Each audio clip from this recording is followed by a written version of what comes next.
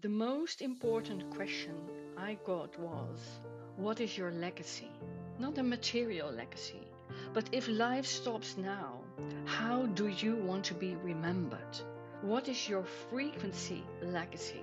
The Phoenix Frequency podcasts are results from that question. When all seemed burnt in your life, the fertile ash of a phoenix is filled with compassion, love, forgiveness, empowerment, intuition, wisdom, generosity, creativity, resilience, a balance of an evolution and involution, what is needed to rise. I am Nienke van Bezooijen and I live my Phoenix frequencies. On a weekly basis, I share my insights, my resources, and I have guests who Phoenix themselves. If it resonates to you, you're welcome to rise. Welcome to the Phoenix frequencies. Sometimes you can have these moments in life when you feel everything is not in flow. When you face difficulties or obstacles and you think you can find your way out because, in my case, I just use my Phoenix frequencies. But sometimes it's just not like that. I try to understand why. Is that circumstances? Is it events happening in life? Is it physical, mental, emotional, spiritual, whatever? And sometimes it just is. Do you have these moments in your life? Well, sometimes it looks like I'm an ant in a slippery bowl and I try to crawl out, and before I think I'm really out, I slip back and I'm on the bottom again without really succeeding. But what do you do? Well, what I did was first trying to work hard to get out of this mental state. I catched myself looping my thoughts. I noticed I was sleeping less. Just I got tired, and when I'm tired, the looping increases, or you can see the whole pattern climbing up. So, what to do? I try to find my rest. I try to do my exercises. I try to keep coherent.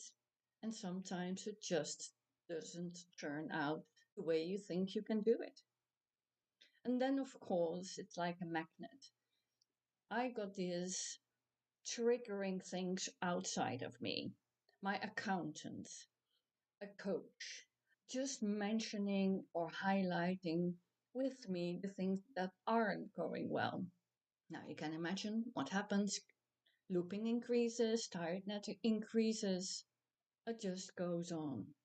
And I know if I trust, I keep trusting, it's just like a wave and I'm just diving underwater a bit.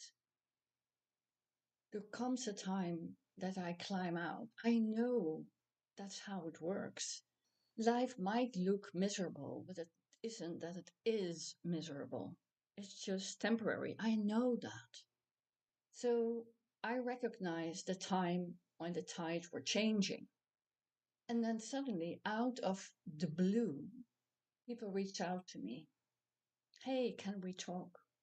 I got a awesome opportunity to collaborate with a dear friend. And it really lifted me up of what is possible in contribution for something what's larger than my experienced misery. Another old collaboration partner reached out saying, hey, do you know I still use your material and it's so valuable. I so much appreciate that. I didn't know. I never realized we hadn't spoken for about 5 years. And still, this came up too.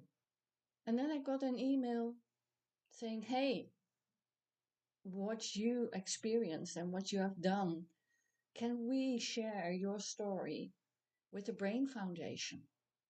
Because it is inspirational for others and you can create awareness in the Brain Awareness Week. All things what makes my heart sing. And the beautiful thing is, it's like a density dissipation.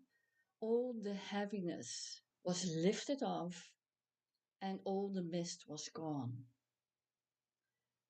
So, how do I do that? Well, probably not doing so much, but being with what is without getting completely down with it. Facing but recognizing it isn't who I am, it's just a temporary thing. So, what I decided, I could create a well of good memories, what can lift me up. So, that isn't my CV or other things that I'm proud of, it's the events in life what makes my heart sing. So, another thing I did, I went to an exhibition with my father. My father is 84. I don't know how long it's given that we are together. Might be 10 years, might be a month, I don't know. And still creating memories together is something what I can invest in. So when I can find myself in a difficult place, I can go to that good memory where I felt really happy, encouraged, and together. That feeling is always accessible. That feeling never disappears because I store it within me. Can you find good memories that are uplifting for you? Nothing major is needed there. A smile, a good time together, a pause in the sun, an unexpected butterfly or flower. You can create your own well of good memories. Can you list where you found creativity, where you overcame an unexpected obstacle? Can you recreate a time where you really loved yourself and others? Or where you contributed without comparison? And where did you find joy, compassion? Can you create that well?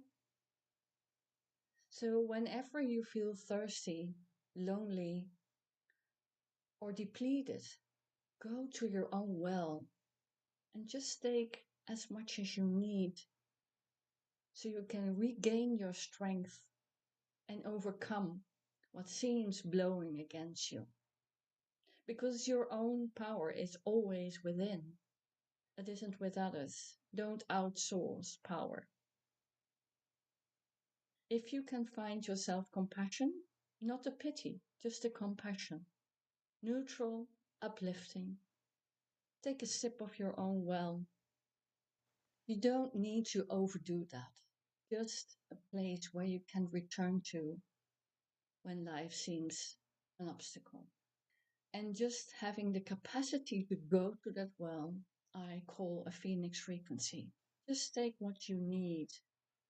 And when your cup is full, you can share with others what is spilling over. But don't run yourself empty.